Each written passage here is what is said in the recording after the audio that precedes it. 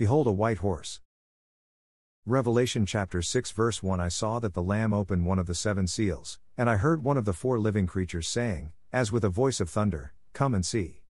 Revelation chapter 6 verse 2 And behold, a white horse, and he who sat on it had a bow. A crown was given to him, and he came out conquering, and to conquer. I believe that the four riders are all associated with Greek gods, and the rider on the white horse is the Greek god, Apollo. Medicine and healing are associated with Apollo. Apollo delivered people from epidemics, yet he is also a god who could bring ill health and deadly plague with his arrows. The invention of archery itself is credited to Apollo and his sister Artemis. Apollo is usually described as carrying a silver or golden bow and a quiver of silver or golden arrows. Genghis Khan 1227 AD, Alexander the Great 323 BC, Tamerlane 1405 AD, Cyrus the Great 530 BC, Attila the Hun 453 AD, Adolf Hitler 1945 AD, Napoleon 1814 AD, Julius Caesar 44 BC. Occasionally in world history, some bold leader appears and is able to galvanize a group of people to go on a rampage. They seem to be unstoppable, whole opposing armies throw down their weapons and run, cities open up their gates and welcome them as conquerors, leaders of other countries send forth envoys and ask for terms of surrender before a shot is fired. So what is the deal? I believe these world leaders are being motivated and spurred on by the rider on the white horse. From the very beginning, Satan has been attempting to bring the whole world under his authority and control. We see that even when one of these conquerors does seem to be unstoppable, God always eventually steps in and prevents them from gaining power over the whole earth. Genesis chapter 10 verse 9 He was a mighty hunter before Yahweh. Therefore it is said, like Nimrod, a mighty hunter before Yahweh. Genesis chapter 10 verse 10 The beginning of his kingdom was Babel, Erech, Akkad, and Calneh, in the land of Shinar. We also see that soon after the flood of Noah's time, a world leader named Nimrod appears on the scene and attempts to form an empire that is opposed to God's plans. Genesis chapter 11 verse 4 They said, Come, let's build ourselves a city, and a tower whose top reaches to the sky, and let's make a name for ourselves, lest we be scattered abroad on the surface of the whole earth. Genesis chapter 11 verse 5 Yahweh came down to see the city and the tower, which the children of men built. Genesis chapter 11 verse 6 Yahweh said, Behold, they are one people, and they all have one language, and this is what they begin to do. Now nothing will be withheld from them, which they intend to do. Genesis chapter 11 verse 7 Come, let's go down, and there confuse their language, that they may not understand one another's speech. Genesis chapter 11 verse 8 So Yahweh scattered them abroad from there on the surface of all the earth. They stopped building the city. In the near future, a man is going to appear, who will also attempt to bring the whole world under his own control and authority, and according to the Bible, he will oppose God and will appear to be successful for 3.5 years, until Jesus Christ comes down. I believe the whole Bible is simply an allegory to show us the best way to deal with a similar situation until the time arrives for Jesus to come down and deliver us. In the time of Jeremiah the prophet, another world leader named Nebuchadnezzar appeared on the scene. Jeremiah basically told the people of Jerusalem, Do not fight Nebuchadnezzar.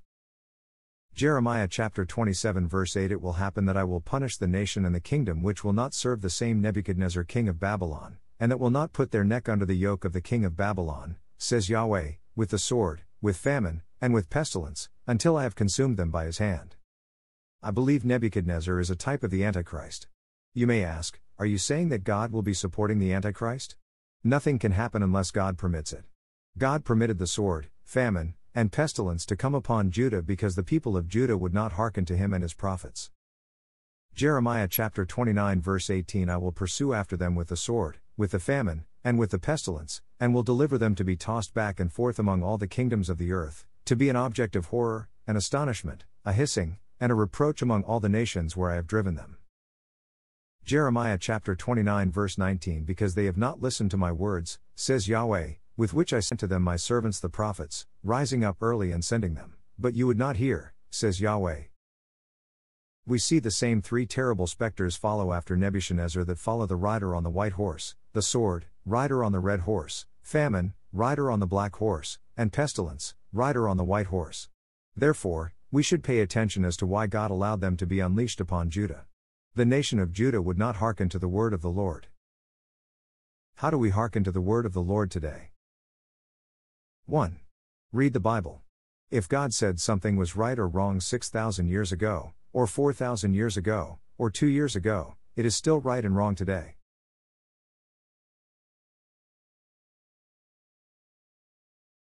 Malachi chapter 3 verse 5 I will come near to you to judgment, and I will be a swift witness against the sorcerers, and against the adulterers, and against the perjurers, and against those who oppress the hireling in his wages, the widow, and the fatherless, and who deprive the foreigner of justice, and don't fear me, says Yahweh of armies. Malachi chapter 3 verse 6 For I, Yahweh, don't change, therefore you, sons of Jacob, are not consumed. 2.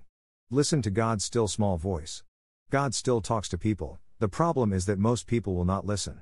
Another problem is that demons also talk to people, and people are all too willing to hearken to demonic influence, especially when they are drunk or high.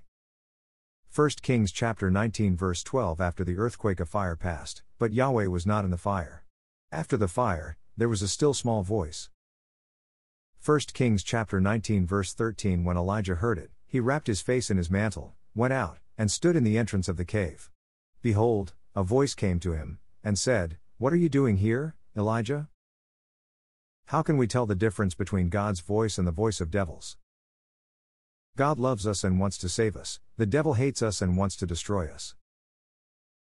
3. Listen to the people who love you. There are people in your life who love you, whether you realize it or not. Think hard about it. Is there someone you turn to when you get in trouble? Is there someone in your life who is not trying to take advantage of you or make money off of you? Oftentimes we confuse attention with love. Just because people spend time with you does not mean they love you. The world of today is of course just as obstinate and dull of hearing as ancient Judah was during the time of Jeremiah the prophet and during the time of Jesus. Matthew chapter 13 verse 15 For this people's heart has grown callous, their ears are dull of hearing, they have closed their eyes, or else perhaps they might perceive with their eyes, hear with their ears, understand with their heart, and would turn again, and I would heal them. I suspect the world will also make all of the same mistakes when dealing with the Antichrist as Judah made when dealing with Nebuchadnezzar.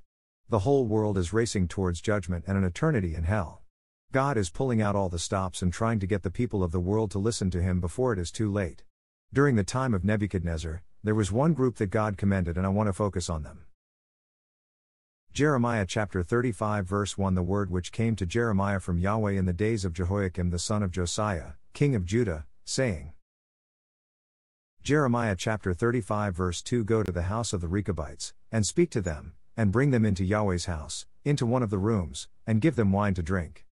Jeremiah chapter 35 verse 3 Then I took Jozaniah the son of Jeremiah, the son of Haphotziah, with his brothers, all his sons, and the whole house of the Rechabites.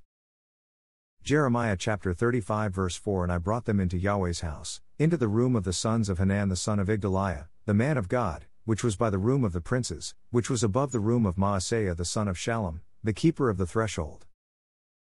Jeremiah chapter 35 verse 5 I set before the sons of the house of the Rechabites bowls full of wine, and cups, and I said to them, Drink wine. Jeremiah chapter 35 verse 6 But they said, We will drink no wine, for Jonadab the son of Rechab, our father, commanded us, saying, You shall drink no wine, neither you, nor your sons, forever. Jeremiah chapter 35 verse 7 You shall not build a house, sow seed, plant a vineyard, or have any, but all your days you shall dwell in tents, that you may live many days in the land in which you live as nomads. Jeremiah chapter 35 verse 8 We have obeyed the voice of Jonadab the son of Rechab, our father, in all that he commanded us, to drink no wine all our days, we, our wives, our sons, or our daughters. God tells Jeremiah, a well-known prophet of God, to tell the Rechabites to drink wine. The Rechabites were nomadic distant relatives of the children of Israel. They were descendants of Midian, a son of Abraham by his second wife Keturah. The Rechabites tell the prophet Jeremiah that their father told them not to drink wine or to live in a house, therefore, they decline Jeremiah's offer of wine. God commends the Rechabites for obeying their father and contrasts them with the nation of Israel, who will not listen to him.